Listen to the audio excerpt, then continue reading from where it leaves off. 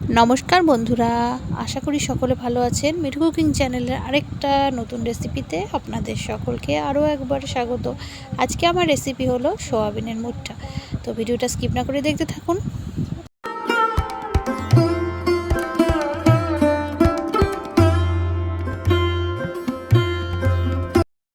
সোয়াবিনের মুট্টা করার জন্য সোয়াবিনগুলোকে সেদ্ধ করতে হবে। তার জন্য একটা স্টিলের বাসি আমি ইন্ডাকশানে বসিয়ে দিলাম। দিয়ে দিচ্ছি জলটাকে আমি গরম করে নেব। দিয়ে দিলাম 1 চামচের মতো লবণ। জলটা গরম হয়ে গেছে, এবার সোয়াবিনগুলো ওপর দিয়ে দিলাম। ভালো করে সেদ্ধ করতে হবে সোয়াবিনগুলো।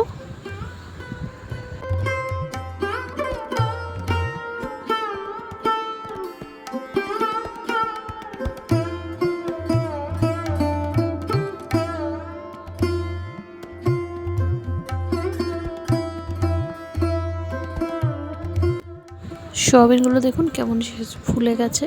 আমি আরও কিছুটা টাইম সেদ্ধ করব, তার জন্য আরেকটু নাড়িয়ে দিলাম যাতে ওপরের সোয়াবিনগুলো জলে ঠিকঠাক মতো মিশে যায়।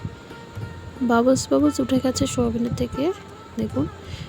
আরও কিছুক্ষণ টাইম আমি নাড়িয়ে চাড়িয়ে নেব ভালো করে।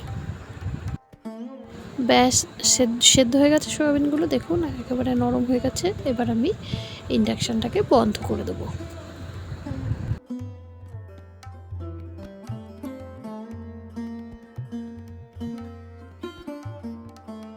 সোয়াবিনগুলো নামিয়ে নিয়েছি ইন্ডাকশান থেকে। এবার এর মধ্যে আমি কিছুটা পরিমাণ ঠান্ডা জল দিয়ে দেবো,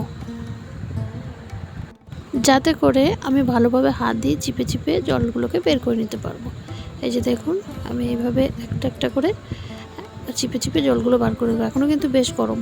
তো সোয়াবিন আমি চিপে জল বার করে নিয়েছি। এবার একটা মিক্সি বলে এই সোয়াবিনগুলোকে আমি দিয়ে দিলাম, দিয়ে একটা পেস্ট করে নেবো।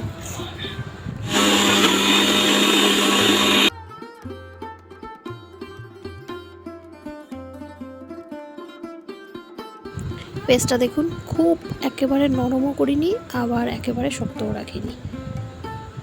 একটা প্লেটের মধ্যে এবার আমি সয়াবিনের পেস্টটা ঢেলে নেব।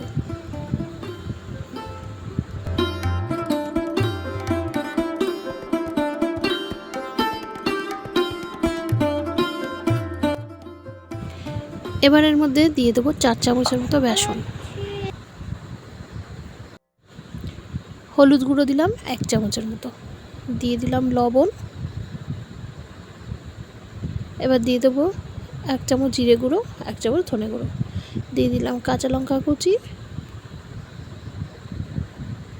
আর দিলাম ভাজা মশলা। এখানে জায়ত্রী, জায়ফল, ধনের আর জিরে আর শুকনো লঙ্কা সব ভেজে মিক্স করা রয়েছে। আর সর্বশেষে দিয়ে দিলাম কিছুটা পরিমাণে মিষ্টি। এবার হাত দিয়ে ভালোভাবে মিশ্রণটাকে আমি একটা সফট ডো বানিয়ে নেব।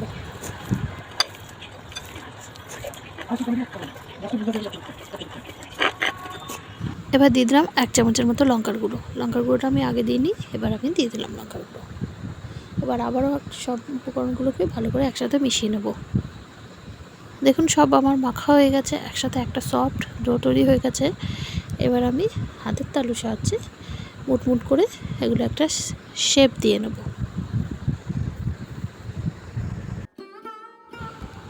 সোয়াবিনের মধ্যে সব কিছু পরিমাণ কিন্তু আমার ঠিকঠাক মতো হয়েছে। বেসনের মাপটা বিশেষ করে একদম ঠিকঠাক হচ্ছে, এই জন্য দেখুন কোথাও ভেঙেও যাচ্ছে না, কিছু মানে খুলেও যাচ্ছে না। তো এরকম আমি হাতের সাহায্যে এরকম সব কিছু একটা শেপ দিয়ে নেব। আর সব মুট্টাগুলো আমার রেডি হয়ে গেছে। দেখুন, ইন্ডাকশানে কড়াই বসিয়ে দিয়েছি, দিয়ে দিয়েছি তেল। আমি রিফাইন তেল বসিয়েছি, তেলটা গরম হয়ে গেছে। এবার এগুলো একে একে দিয়ে ভেজে নেব।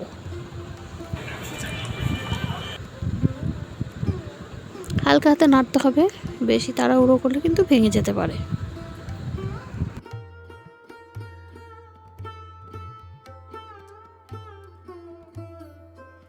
ব্যাস, এগুলো মোটামুটি হয়ে গেছে। এবার তুলে নেব, বাকি মুট্টাগুলো ভেজে নেব। বাকি যে কটা মুট্টা ছিল একবারে আমি দিয়ে দিয়েছি, দেখুন এরকম। এবার এগুলোকে লাল লাল করে বেশ ভেজে নেব। তবে কিন্তু ইন্ডাকশান বলুন, গ্যাস বলুন, যাতেই আপনারা রান্না করবেন একদম কিন্তু লো ফ্লেমে রাখবেন, নইলে কিন্তু ভেতরটা কাঁচা থেকে যাবে।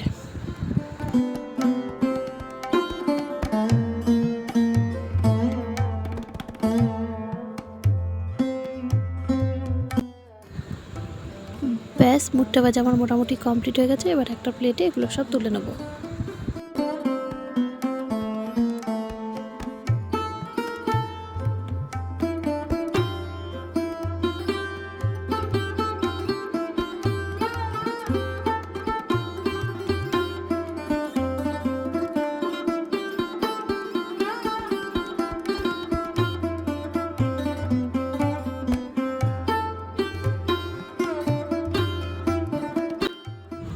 সবগুলো মুইঠা আমার ভাজা রেডি।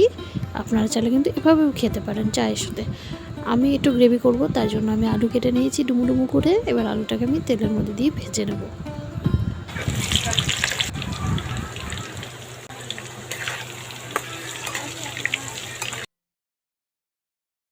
ভাজা গেছে আলুগুলো, এবার আমি একটা প্লেটে তুলে নেব।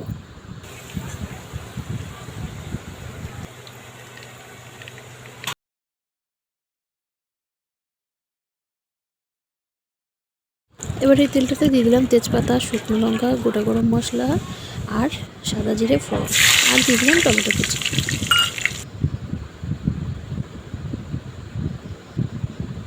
গোটা গরম মশলার মধ্যে রয়েছে লবঙ্গ, এলাচ আর দারচিনি। নুন দিয়ে দেবো কিছুটা পরিমাণে, বেশ কিছুটা পরিমাণেই দিয়ে দেবো, মানে যতটা তরকারিতে লাগবে ততটা আমি একেবারেই দিয়ে দেবো। দিয়ে দিলাম হলুদ, দিয়ে দিলাম আদা বাটা। এবার দিলাম জিরের গুঁড়ো 1 চামচ, ধনের গুঁড়ো 1 চামচ, কাশ্মীরি রেড চিলি পাউডার আর চিনি। এবার মশলাটাকে ভালোভাবে কষিয়ে নেব। সামান্য একটু জল দিলাম যাতে মশলাটা পুড়ে না যায়। দেখুন টমেটোগুলো অনেকটা সেদ্ধ হয়ে গেছে।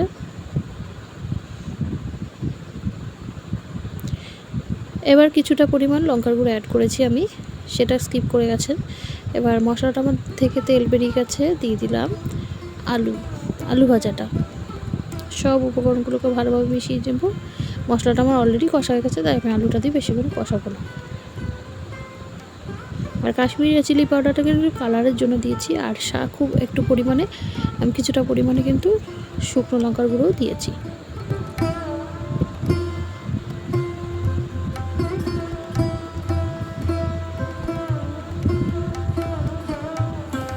একদম মশলাটা রেডি হয়ে গেছে, তেলও ছেড়ে গেছে, আর আমি বেশি নাড়াবো না। এবার আমি গরম জল করতে দিয়েছি, গরম জলটা আমি এর মধ্যে দিয়ে দেবো।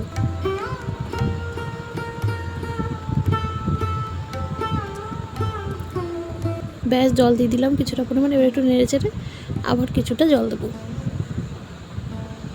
দুভাগে আমি জলটা দেবো।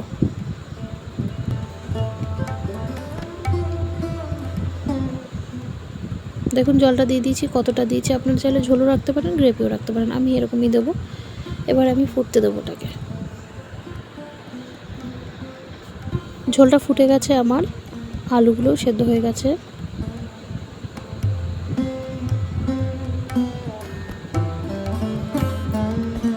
পাঁচ মিনিটের মতো ফুটিয়েছিলাম, তো আমার আলুগুলো সেদ্ধ হয়ে গেছে, যেহেতু আগে আলু ভাজা ছিল।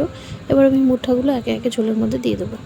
বেশিক্ষণ ফোটাবো না, জাস্ট একটু ফুটবে, আর তখন আমি ইন্ডাকশানটা অফ করে দেবো, নইলে এগুলো ভেঙে যাওয়ার একটা চান্স থাকে।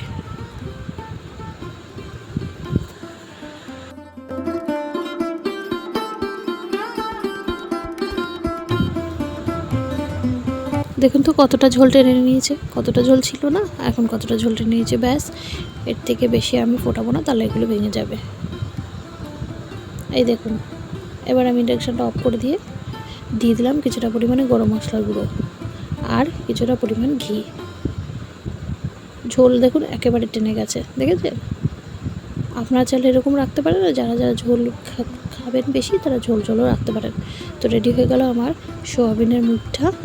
তো আপনারা ট্রাই অবশ্যই করবেন, একদম নিরামিষ একটা রেসিপি। আর আমি একটা প্লেটে তুলে নিই, নইলে এগুলোতে সব যেটুকু গ্রেভি আছে সব টেনে নেবে। তো কেমন লেগেছে আজকের ভিডিও কমেন্টে জানাবেন। আর বন্ধুরা, আমাদের এই ছোট্ট চ্যানেলটাকে আপনাদের সাপোর্টের খুব দরকার। আপনারা অবশ্যই সাবস্ক্রাইব করবেন, লাইক করবেন, কমেন্ট করবেন। চলুন তাহলে আজকের মতো এই অবধি, দেখা হচ্ছে নতুন একটা রেসিপি নিয়ে নতুন দিনে। ততক্ষণ পর্যন্ত সকলে সুস্থ থাকবেন, ভালো থাকবেন, আর মিঠু কুকিং চ্যানেলকে অবশ্যই সাপোর্ট করবেন। সকলকে আরও একবার অনেক অনেক ধন্যবাদ।